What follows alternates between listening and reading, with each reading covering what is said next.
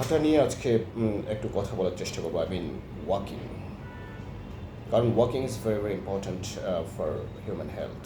অর্থাৎ আমরা চেষ্টা করি সবাই পরস্পরকে আসলে বলার জন্য, আমরা প্রতিদিন যদি একটু একটু করে হাঁটতে পারি তাহলে কিন্তু আমরা অনেক ধরনের হেলথ বেনিফিট আসলে আমরা পেতে পারি। হাঁটাটা আসলে আমরা নানা উদ্দেশ্য নিয়ে সাধারণত আমরা হাঁটি। সেটা হচ্ছে আমরা অনেকেই আসলে ওয়েট লস করার জন্য হাঁটি, আবার অনেকে টু লিভ লঙ্গার, অনেক দিন যেন বেঁচে থাকতে পারি সুস্থভাবে সুন্দরভাবে, সে উদ্দেশ্য নিয়ে আসলে আমরা হাঁটি। এবং আমরা নানাভাবে কিন্তু আসলে আমরা হাঁটি। বাট আমরা কখন হাঁটবো, কীভাবে হাঁটবো, কত গতিতে হাঁটবো, পেসটা কী হবে, এবং হুইচ টাইম ইজ বেটার, কোন সময়টা আসলে হাঁটলে ভালো, এটা নিয়ে আসলে বিস্তর গবেষণা হয়েছে। বিশেষ করে হেলথ স্পেশালিস্টরা নানা ধরনের গবেষণা করেছেন। তো সে আলোকে আজকে এই হাঁটা নিয়ে একটু কথা বলার চেষ্টা করব। আমরা বিভিন্ন গবেষণা আসলে দেখতে পাই হাঁটাটা হচ্ছে আপনি খুবই আন্ডাররেটেড একটা আসলে এক্সারসাইজ, যদিও এটার হেলথ বেনিফিট কিন্তু অনেক বেশি।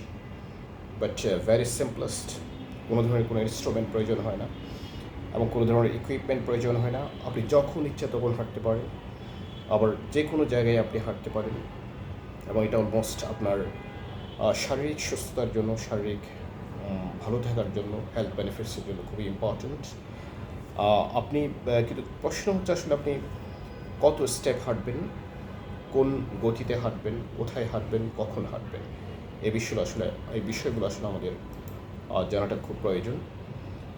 তো আমরা স্টেপ কাউন্ট, অর্থাৎ কত স্টেপ আমরা হাঁটবো, এটা নিয়ে আসলে অনেক ধরনের রিসার্চ আছে সারা পৃথিবীব্যাপী।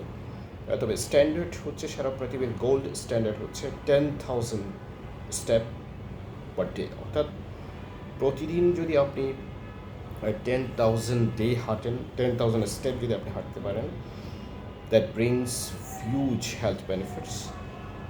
এবং সেটা বলা হচ্ছে অনেক বেশি হেলথ বেনিফিট পাওয়া যাবে। তো অনেকে আবার বলছেন আপনি যদি 10,000 স্টেপ কি আপনাকে হাঁটা উচিত। আর বিভিন্ন ধরনের গবেষণায় আসছে। সম্প্রতি 2025 সালে ইউনিভার্সিটি অফ সিডনি খুব চমৎকার একটি গবেষণা করেছেন এই বিষয়ে, অর্থাৎ 10,000 স্টেপ কি হাঁটতে হবে কিনা।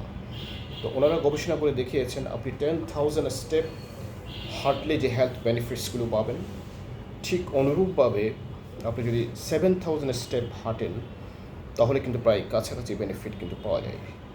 তো সুতরাং নট নেসেসারি যে আপনাকে 10,000 স্টেপস আপনাকে হাঁটতে হবে।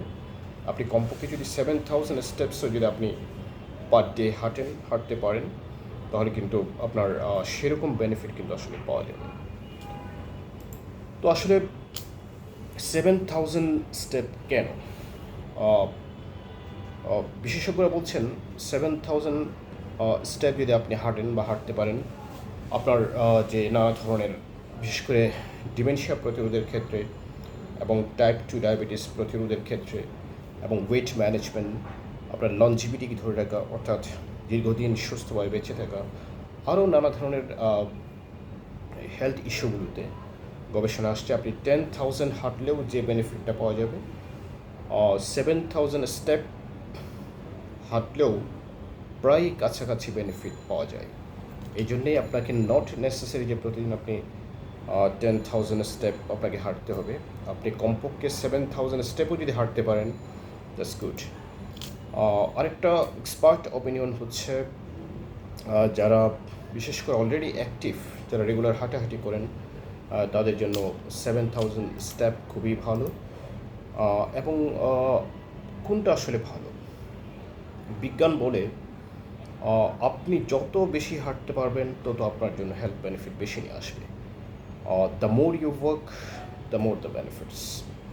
এটার কোনো আসলে ধরা বাঁধা সেরকম স্টেট ফার্স্ট কোনো ইয়ে নেই। তবে কমপক্ষে বলা হচ্ছে যে আপনি যদি 10,000 স্টেপ যদি হাঁটতে পারেন, জাস্ট গুড ফর ইউ। আর যদি সেটা সম্ভব না হয়, কমপক্ষে 7,000 স্টেপ যদি হাঁটেন তাহলে আপনার হেলথ বেনিফিট পাওয়া যাবে। হাঁটার গতিটা কেমন হবে, অর্থাৎ walking pace matters of course. Walking পেসটা খুব ম্যাটার করে, কারণ walking fast can boost heart efficiency. আপনার হার্টের এফিসিয়েন্সি বাড়ানোর জন্য দ্রুত হাঁটাটা খুবই কার্যকর, যেটা কার্ডিওভাস্কুলার ডিজিজের যে রিস্ক থাকে সেটা কমিয়ে দেয়, এবং অনেক বেশি ক্যালোরি বার্ন হয়। বাট আপনার হাঁটার গতিটা আসলে আপনার ফিটনেস এবং হেলথ কন্ডিশনের উপর নর্মালি ডিপেন্ড করবে। নট নেসেসারি যে আপনার হেলথ কন্ডিশনকে সারপাস করে আপনি অনেক দ্রুত গতিতে হাঁটবেন। আপনার শরীর যতটুকু আপনাকে সাপোর্ট করবে, যতটুকু অ্যাডজাস্ট করতে পারবেন, ততটুকু আসলে গতিতে হাঁটাটাই better. Best time to walk, অর্থাৎ হাঁটার জন্য সবচেয়ে ভালো টাইম কোনটা? হ্যাঁ, আপনার যদি উদ্দেশ্য হয়ে থাকে আপনি ওয়েট লস করবেন, অর্থাৎ আপনার ওয়েট কমাবেন, ওজন কমাবেন, তাহলে সেক্ষেত্রে বিশেষজ্ঞরা বলছেন early morning is best time. অর্থাৎ আপনি যদি ভোরে হাঁটতে পারেন সেটার জন্য আপনি ভালো বেনিফিট পাবেন। আর যদি লাঞ্চের পরে হাঁটেন সেক্ষেত্রে আপনার গ্লুকোজের যে মাত্রা বেড়ে যায় সেটা কমে যেতে পারে।